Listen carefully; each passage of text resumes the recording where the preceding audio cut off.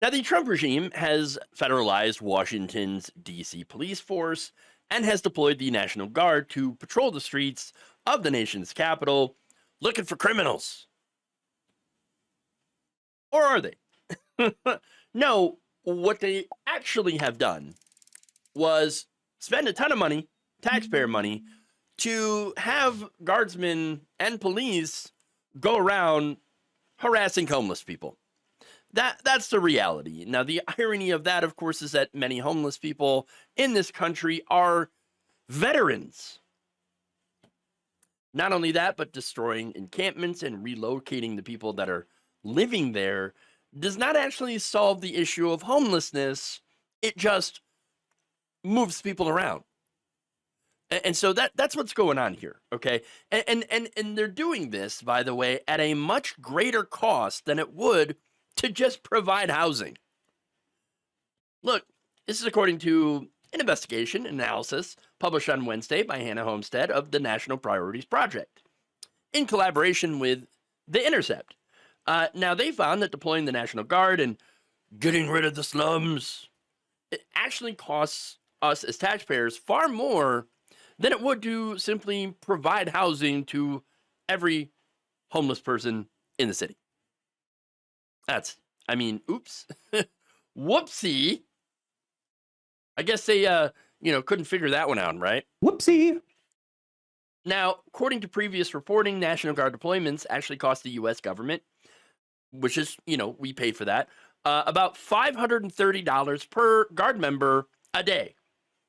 Using that figure, Homestead estimated that it would cost just over $1.1 million for the 2,100 troops that will soon, if not already, be on patrol in the city. She added that the number of troops will likely continue to grow, and with no deadline for the DC deployment, those costs could add up for months or even years. So $1.1 million. So how much would it take to house the homeless? Again, let's look at the data. According to most recent data from the Department of Housing and Urban Development, there are about 5,600 people currently experiencing either sheltered and unsheltered homelessness in DC on a given night.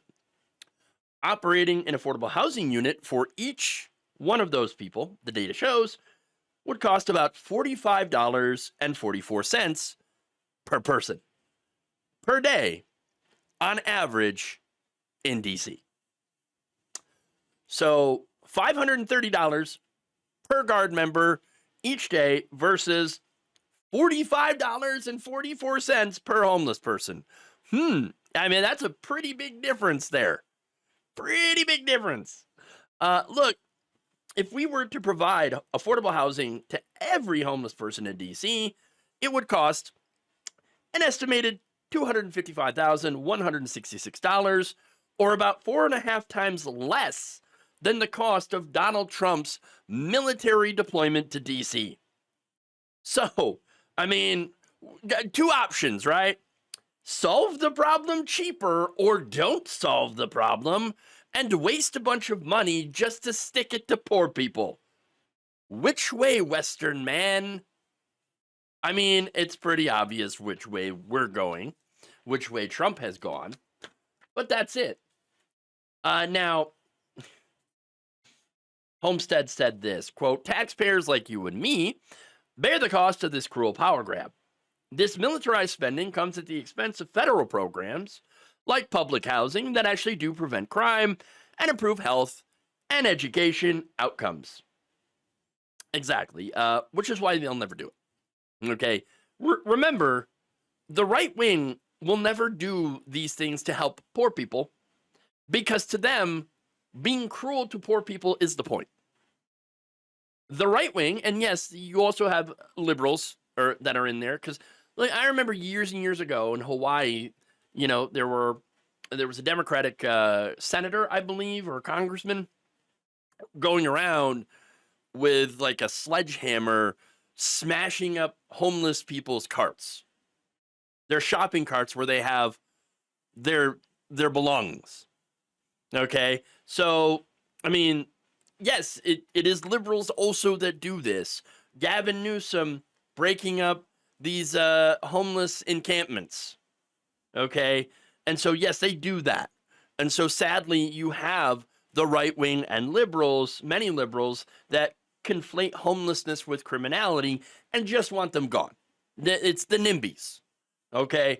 Now, that's sad and disgusting, actually, because once again, when you look at it, the solutions are actually there. We're just refusing to do it. Now, Trump himself, by the way, continues to claim that Washington, D.C. has been overtaken by violent gangs, bloodthirsty criminals, roving mobs of wild youth, okay, drugged out maniacs, and homeless people. Look, crime in D.C. is actually way down. Okay, not just in D.C., but all across the country. That's the reality of the situation. What Trump is doing is just literally trying to criminalize people for being poor. What works to solve the homelessness crisis is housing first.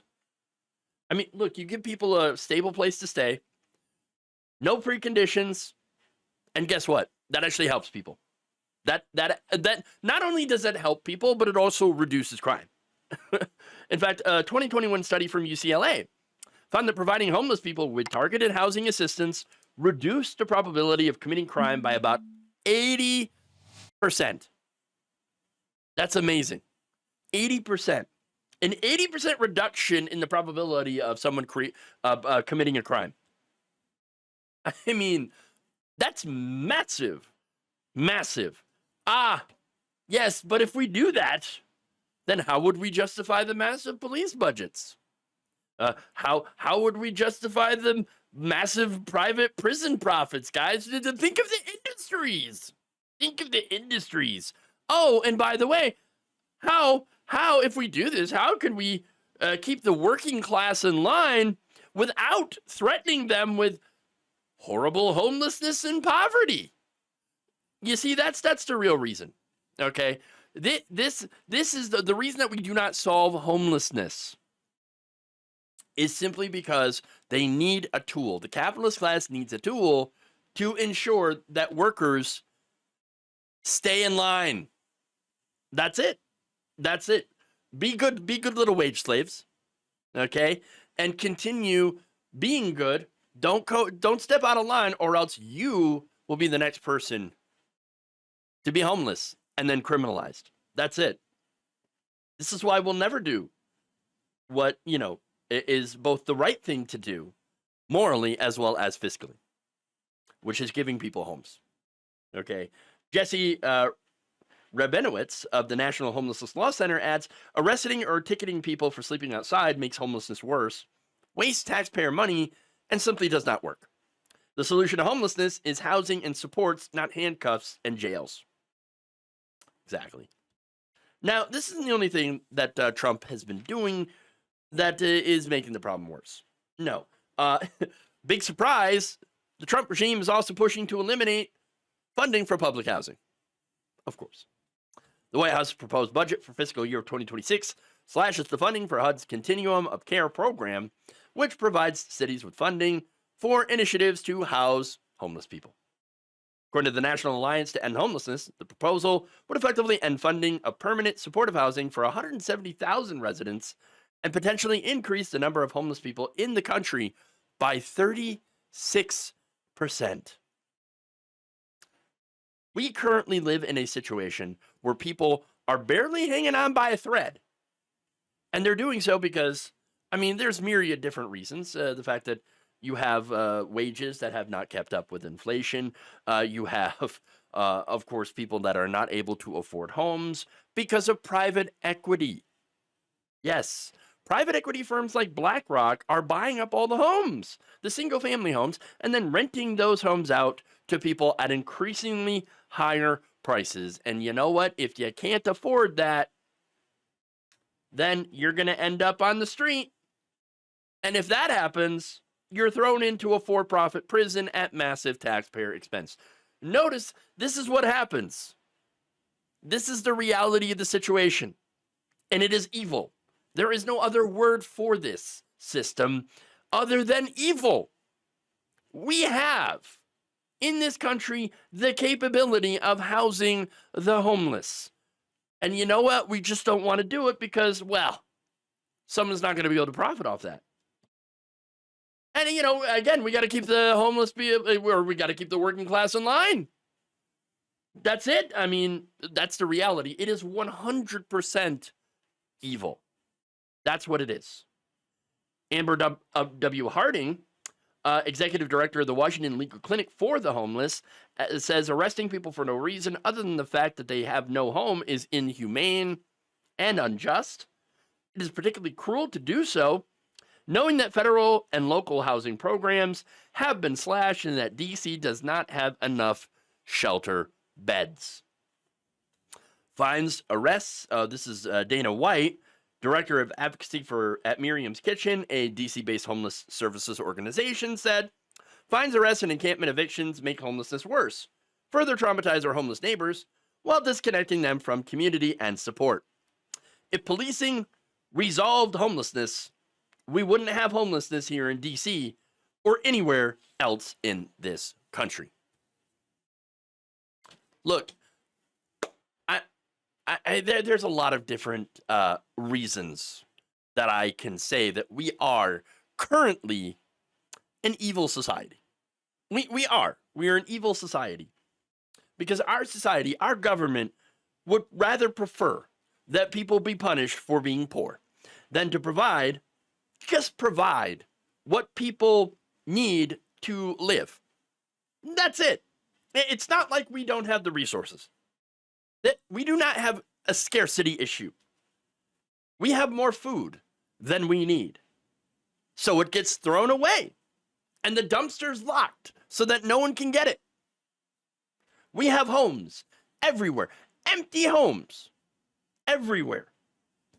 While homeless people continue to be brutalized in the streets by militarized police forces.